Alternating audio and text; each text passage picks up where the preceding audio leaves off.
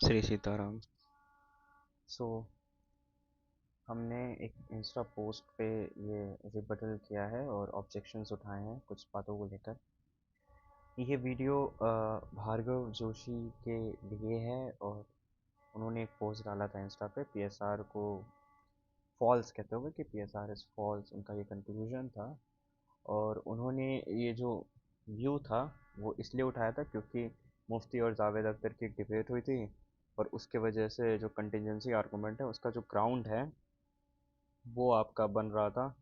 अ, मतलब आपका पीएसआर बन रहा था जो कि प्रिंसिपल ऑफ सफिशिएंट रीज़न होता है। अब हम ये समझेंगे कि प्रिंसिपल ऑफ सफिशिएंट रीज़न है क्या, क्योंकि उसके बिना समझे हम ये जान ही नहीं सकते कि हम किस बारे में बात कर रहे हैं। सो पहले उसके पहले सब कुछ पोस्ट और बाकी सब चीज़ों को समझने के पहले हम ये समझेंगे कि आखिर में मेन चीज़ क्या है जहाँ से हम ये शुरू करेंगे। सो पीएसआर कह क्या रहा है उसको समझते हैं धीरे धीरे।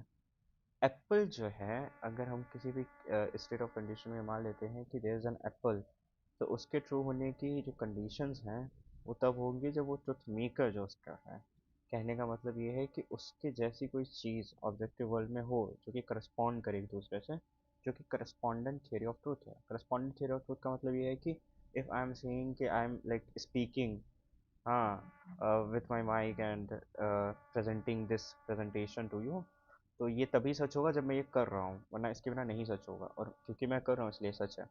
तो इट्स स्टेट्स ऑफ अफेयर्स वो चीज़ें जो दुनिया में हैं और वैसी ही हो रही हैं जैसा हम बोल रहे हैं, हमारे क्लेम से मैच कर रही हैं, तभी वो ट्रुथ कहलाती है। जैसे यहाँ एप्पल है, ये स्टेट्स ऑफ अफेयर्स में भी है। और जैसे एज एग्जैक्टली होता है तब जाके एप्पल इज रेड कहना तब सही होगा। अगर हमने ये देखा है कि एप्पल रेड होता है तो बेसिकली वो ट्रुथ है। जैसे हम ट्रुथ को समझते हैं वैसा ही है, सबसे बेसिक थियोरी ऑफ ट्रुथ है जैसे आप ट्रुथ को समझते हैं। अब हम ये समझ लेते हैं कि प्रिंसिपल ऑफ सफिशिएंट रीजन है क्या। प्रिंसिपल ऑफ सफिशिएंट रीजन असल में बात कर रहा है एक्सप्लेनेशन की, ताकि ये डिफाइन कर सकें कि आखिर में जो भी चीज़ें एग्जिस्ट करती हैं विच बिगिंस टू एग्जिस्ट हैज़ और मस्ट हैव और हैज़ कॉज। अब यहाँ कई चीज़ें हो सकती है, एक चीज़ एग्जिस्ट कर रही है या कई चीज़ें एग्जिस्ट कर रही हैं, बट कंटिजेंसी आर्गुमेंट जो है वो ये बताने की कोशिश कर रही है कि जो यूनिवर्स है वो खुद में कंटिजेंट है, वो डिपेंड करता है, या वो किसी भी एक जगह पे पॉसिबल है कि वो अदरवाइज हो सकता है। मतलब कि अगर एप्पल रेड है तो इट इज़ पॉसिबल कि एप्पल ग्रीन और येलो भी किसी पॉसिबल वर्ल्ड में हो सकता है। पॉसिबल वर्ल्ड बहुत नाम से ही क्लियर है कि पॉसिबल मीन्स इटसेल्फ मीन्स कि पॉसिबिलिटी है उसके होने की, अदरवाइज होने की। यहाँ पे प्रिंसिपल ऑफ सफिशिएंट कह रहा है, तो यहाँ पे हम ये कह रहे हैं कि क्योंकि हर चीज़ की एक अदरवाइजनेस है, लाइक कि हो सकता है कि जो लाइक मैं ये जो ये बना रहा हूँ प्रेजेंटेशन, और अगर मान लीजिए कुछ भी कर रहा हूँ अभी के टाइम पे बोल भी रहा हूँ, तो पॉसिबिलिटी है कि ये नहीं होता या मैं कर रहा होता। दोनों चीज़ों की पॉसिबिलिटी है। अगर ऐसी पॉसिबिलिटीज़ किसी चीज़ में है तो वो कंटिंजेंट है, या वो इवेंट या वो फैक्ट जो है कंटिंजेंट है। उसकी कोई नेसेसरी होने की कोई मतलब कंडीशन नहीं बनती है। तो प्रिंसिपल ऑफ सफिशिएंट रीजन ये कह रहा है कि अगर हर चीज़ कंटिंजेंट है तो ऑफ कोर्स उसका एक एक्सप्लेनेशन होना चाहिए। यहाँ हम तीन चीज़ों की बात करते हैं। जो पहली चीज़ थी वो थी कॉजल प्रिंसिपल, जो कि जनरली कंटिजेंसी आर्गुमेंट में समझाया जाता है कि हर चीज़ का एक कॉज होता है। बट पीएसआर जो है वो और डीप जाता है और वो ये कहता है कि नहीं, एक्सप्लेनेशन होने की जो ज़रूरत है वो होनी ही होनी चाहिए। बात सिर्फ ये नहीं है कि अगर अगर कोई चीज़ का कॉज नहीं हुआ तो फिर क्या, नहीं, प्रॉब्लम फिर भी आएगी क्योंकि पीएसआर जो है वहाँ वो कॉन्फ्लिक्ट करेगा। अब हम ये समझ लेते हैं कि मेन जो पीएसआर के वीडियो में जितने भी आर्गुमेंट्स दिए गए थे वो क्या थे। सो जो पहला पॉइंट था वो ये था कि if the PSR is true, अगर प्रिंसिपल ऑफ सफिशिएंट रीजन सही होता है तो कंटिंजेंट प्रोपोजिशन जो है उनकी एक्सप्लेनेशन होगी, जैसा मैंने पहले ही बोला। अगर उनकी एक्सप्लेनेशन होगी, अगर उसे पी मान लें, तो जो सारा कुछ कंजंक्शन है कंटिंजेंट ट्रू प्रोपोजिशंस का, वो भी एस मतलब स्टेट्स ऑफ अफेयर से मैच करेगा। अब यहाँ हम ये समझ लेते हैं कि जैसे मान लीजिए हमारे पास एप्पल है, ऑरेंज है, गवावाज हैं, एंड ये लैपटॉप है मेरा जो खुद के मेरे सामने पड़ा है और मैंने ये लीड लगा रखा है। सो इन सब चीज़ों की जो एक ये सब चीज़ें कंटीजेंट प्रोपोजिशंस मतलब एक फैक्ट है, तो इनका एक अपना प्रोपोजिशन है। प्रोपोजिशन का मतलब ये होता है कि इनकी एक वैल्यू है ट्रू और फॉल्स होने की। अब जैसे ये हो सकता है कि मैं ये चीज़ ना करूँ, मतलब ना करूँ तो ये फॉल्स ही हो जाएगा, कि मैं ऐसा कर रहा हूँ ये कहना फॉल्स हो जाएगा। मतलब कि अगर ये वीडियो आप नहीं देख रहे हैं और फिर मैं ये कहूँ नहीं आपने पूरा वीडियो देखा कि नहीं देखा और आप कहें कि यस मैंने देखा, तो ये फॉल्स हो जाएगा। बट अगर आप ये पूरी वीडियो देखते हैं और फिर मैं आपसे पूछूं कि आपने पूरी वीडियो देखी कि नहीं देखी, और आप ये तब कहते हैं कि नहीं मैंने पूरी वीडियो देखी, तब हम ये कह सकते हैं कि हाँ it is true. Same with, तो हर चीज़ जो भी कंटीजेंट प्रोपोजिशन है, क्योंकि वो अदरवाइज भी हो सकती थी, बट प्रोपोजिशन है मतलब उसका एक ट्रूथ और फॉल्स की एक वैल्यू है, तो उसका एक जो कंजंक्शन है वो आपका एस मतलब कि स्टेट ऑफ अफेयर से मैच करेगा। अब यहाँ तक तो कोई दिक्कत है नहीं, उसका एक सफिशिएंट रीज़न भी दिया है कि पी, पी उसका सफिशिएंट रीज़न है। अब यहाँ हम दूसरे पॉइंट से आते हैं और समझाने की कोशिश करते हैं कि चीज़ें हैं क्या। तो S can not be itself be contingent, मतलब चीज़ें जो एस हैं वो कंटीजेंट नहीं हो सकती हैं, for then it would be a conjunct of P and entailed by p, and as both entailing and entailed by p would be p, so that it would be own sufficient reason। अब यहाँ मेरा जो objection है वो ये है कि uh, कि like x sufficiently explains y, then x entails y। जो ट्रुथ मेकर थियरी यहाँ ये ले रहे हैं वो इंटेलमेंट थियरी है। इंटेलमेंट थियरी में कोई खास दिक्कत है नहीं, बट ये कहना कि किसी चीज़ का जो नेचर है वो उसके मतलब कि वो वैसे ही होगा कि लाइक मान लेते हैं कोई एप्पल है, अब वो कंटिजेंट है, वो इस वजह से कंटिजेंट नहीं क्योंकि उसके अंदर कोई प्रोपोजिशन है, नहीं। कंटीजेंट प्रोपोजिशन में हम उसे दिखा सकते हैं कि ट्रू एंड फॉल्स के सेंस में, और पॉसिबिलिटी भी है कि वो जो एप्पल है वो वहाँ हो ना हो, या रेड हो ग्रीन हो जो भी हो। बट ये जो प्रोपोजिशंस हैं ये हम ऑब्जेक्ट के अकॉर्डिंग देख रहे हैं, करस्पॉन्डेंस थियरी यही कह रही है। तो यहाँ ये बात बिल्कुल सही कि प्रोपोजिशंस अपने आप को इंटेल करती हैं, बट मेटाफिजिकल जो चीज़ें होती हैं वो एक्सप्लेनेशन की बात करें, जो पीएसआर का ग्राउंड है, एक्सप्लेनेशन, ना कि प्योरली लॉजिकल थिंग। अब यहाँ हम ये कह रहे हैं कि like the mass of the sun explains planetary orbits but does entail Kepler's law, falls reduction of explanation to entailment. अब यहाँ देखिए सिंपल सी बात है, सन के अंदर कोई केपलर का लॉ नहीं है, it functions, law functions differently then these objects. जो ये बिलीफ है कि ये इंटेलमेंट नेचर में है ऑब्जेक्ट्स के, वो थोड़ा अलग है। इंटेलमेंट एक लॉजिकल प्रोपोजिशन के अरेंजमेंट्स की बात कर रहा है, जिसमें ये हम इंटेल कर रहे हैं और थियरी अपना लगा रहे हैं जस्ट टू शो कि हाँ ये देखो अगर ये चीज़ ऐसे है एक्स है, तो ये अगर इसको समझा रही है तो ये वाई है, और ये दोनों एक दूसरे को इंटेल कर रहे हैं, या वाई को इंटेल कर रहा है एक्स। अब ये प्रोपोजिशन पे सही है, but the whole issue is explanation, we are talking about explanation। अब जैसे मान लेते हैं कि अगर इनकी थियरी ले ले और ये मान लेते हैं कि ऐसा कोई एक्सप्लेनेशन की ज़रूरत नहीं है, तो भी प्रॉब्लम ये आएगी कि that there is no necessity for saying that there is any kind of sufficient reason for anything. But sufficient reason जो है वो अभी भी है, इस कंडीशन में भी है, अभी भी है। मतलब मेरे ये सब कुछ करने का, मेरा यहाँ बैठने का और ये सब कुछ रिकॉर्ड करने का भी एक सफिशिएंट रीज़न है। बट हम ये भी सोच सकते हैं ऐसा नहीं है, फिर हम एक स्केप्टिकल वर्ल्ड व्यू पे जा सकते हैं जो कि पॉसिबल है, बट वो सिर्फ लॉजिकल प्रोपोजिशंस के इंटेलमेंट से नहीं प्रूव होगा, हमें ये प्रूव करना पड़ेगा कि जो नेचर ऑफ रियलिटी वो भी वैसे है, जो कि नहीं है। दूसरी चीज़ जो उनकी थी, जो सबसे बड़ी प्रॉब्लमेटिक चीज़ थी, वो थे उनका तीसरा स्लाइड जो इंस्टाग्राम पोस्ट पे था, वो ये था कि however no contingent propositions can explain itself, neither can S be necessary, for from necessary proposition only necessary proposition follows. तो इसको मैं इजी वर्ड में ऐसे बोल सकता हूँ कि नेसेसरी का मतलब क्या होता है, तो नेसेसरी वो चीज़ है जो ऑल द पॉसिबल वर्ड्स में सेम रहने वाली है। अब इसको मैं ऐसे कह सकता हूँ 2+2=4, एग्जैक्टली। अब 2+2=4 अगर नेसेसरी प्रोपोजिशन है, तो इससे कोई कंटिजेंट फैक्ट, कोई कंटिजेंट चीज़ नहीं डराइव होगी, कंटिजेंट प्रोपोजिशन भी नहीं आएगा। मतलब ये एग्जैक्टली ऐसा ही रहने वाला है हर दुनिया में, जो भी दुनिया पे इमेजिन कर सकते हैं अपने इमेजिनेशन से। बट यहाँ प्रॉब्लम क्या है कि ये कोई नहीं कह रहा है कि नेसेसरी प्रोपोजिशन से कंटिजेंट प्रोपोजिशन आएंगे, नो। तो प्रॉब्लम में, जैसा मैंने पहले दूसरे स्लाइड में भी बोला था, कि इंटेलमेंट एक प्रोपोजिशनल इंटेलमेंट जो होती है वो अलग है देन मेटाफिजिकल एक्सप्लेनेशन। वही चीज़ मैं अगेन यहाँ भी रिपीट करूँगा कि ये जो मान रहे हैं वो उसमें गलती ये आ रही है कि एक्सप्लेनेशन और इनको, इन दोनों चीज़ों को आपस में मिसमैच करना एक एरर है, एक कैटेगरी एरर है।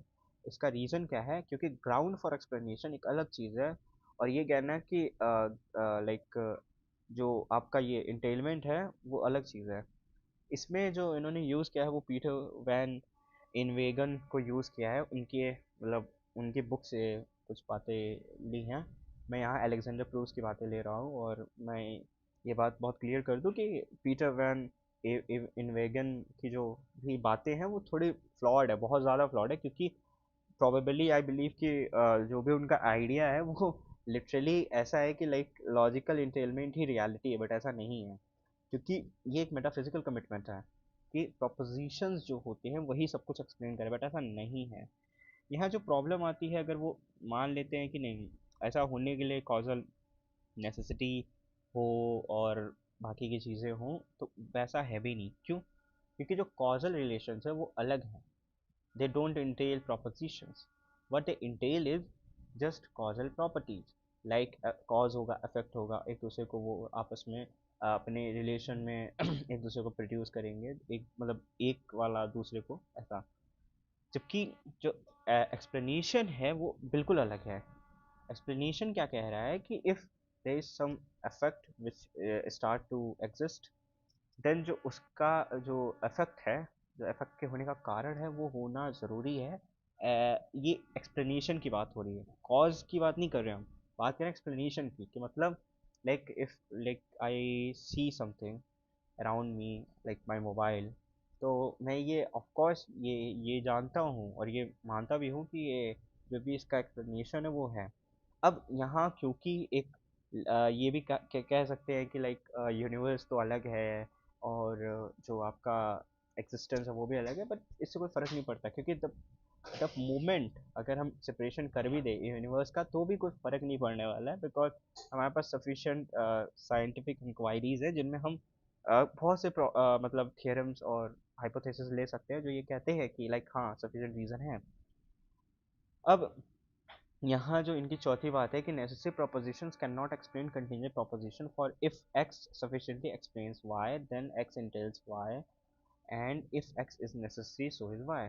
अब यहाँ जो पूरी बात है वो इस तरीके से है कि लाइक अगर नेसेसरी प्रोपोजिशन मतलब एक्सप्लेन नहीं कर सकते हैं कंटीजेंट प्रोपोजिशंस को, वो इसलिए है क्योंकि अगर एक्स सफिशिएंटली एक्सप्लेन्स वाई, मतलब मान लेते हैं कि लाइक बहुत इजी और लेम टर्म में मैं ये बोल रहा हूँ कि मान लो वाई जो है, वाई तुम्हारा एप्पल है। अब जो एक्स है, एक्स जो तुम्हारा वो मान लेते हो उसके सीट्स हैं, अदर एक्सप्लेनेशन जो उसके होने के कारण को प्रोवाइड करते हैं सफिशेंटली, मतलब एक कंडीशन बनाते हैं। ऐसे होने के केस में जनरली क्या हो रहा है, इसको हम पूरे तरीके से समझते हैं, हो ये रहा है कि कॉजैलिटी अपने आप में है, एक चीज़ है, एक फैक्ट है, अपने आप में चल रहा है, मतलब कहने का मतलब ये मेरा।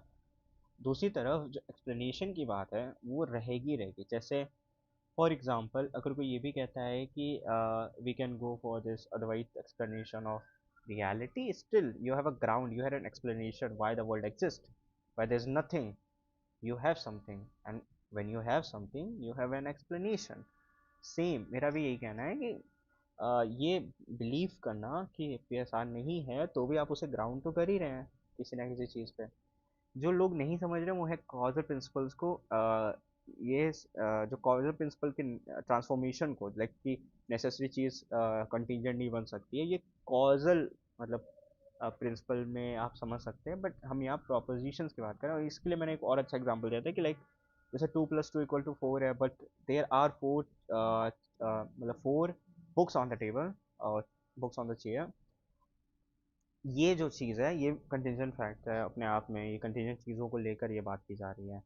यहाँ पे ये समझने की ज़रूरत है कि जो नेसेसरी प्रोपोजिशन से ये आपका ये आने वाली बात है कंटिन्यू प्रोपोजिशन तक, ये कैटेगरी एरर है, क्योंकि पीएसआर ये कह ही नहीं रहा है, रिफॉर्मुलेट करके भी मिस रिप्रेजेंटेशन किया जा रहा है। जैसे मैंने यहाँ समझाने की कोशिश की है येलो स्लाइड में आपका, कि there is an explanation for all 4 books, मतलब हमें पता है कि 4 बुक्स जो एग्जिस्ट कर रही हैं टेबल पे, उनके एक एक्सप्लेनेशन है वहाँ तक आने के, उनका पेज, उनकी प्रिंटिंग, उनका लाइक अपना कवर और बाकी की चीज़ें वो कैसे एक जगह पे आ रही हैं, उनका एक खुद का एक्सप्लेनेशन है अलग से। और where the opponent believes in a wrong position, क्योंकि पीएसआर जो ये कह रहे हैं कि ये ट्रांसफॉर्मेशन होना ज़रूरी है, पीएसआर को एग्जिस्ट करने के लिए गलत है, क्योंकि हम सिर्फ ग्राउंडिंग पे फोकस कर रहे हैं। अगर अपोनेंट ये मानते भी हैं कि नहीं, we don't need any explanation, position है वो यहीं पे वीक है, क्योंकि what he took is very random thing. और ये शायद आई बिलीव उन्होंने शायद पीटर वैन ने अपने फ्री विल के काउंटर में भी ऐसा कुछ बोला था कि लाइक अगर कोई नेसेसरी प्रोपोजिशन है जैसे एक्सिस्टेंस ऑफ यूनिवर्स और उससे कोई चीज़ आ रही है और अभी तक हम भी आ रहे हैं, मतलब कि इवोल्यूशन हुआ और इवोल्यूशन से इंसान आया और इंसान से अभी मैं, मतलब मैं जो मैं हूँ वो हूँ यहाँ पे, तो ये चीज़ नेसेसरी थी, नेसेसरी प्रोपोजिशन से आ रही, क्यों? क्योंकि यूनिवर्स एग्जिस्ट करता था।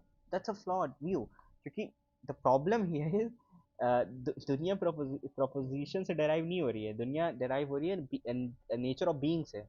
बीइंग का क्या नेचर है, वो नेसेसिटी से क्या कंटीजेंट बन रहा है, क्या नहीं बन रहा है, कंटीजेंट उस पर डिपेंड करता है, ये सब अलग मुद्दे हैं।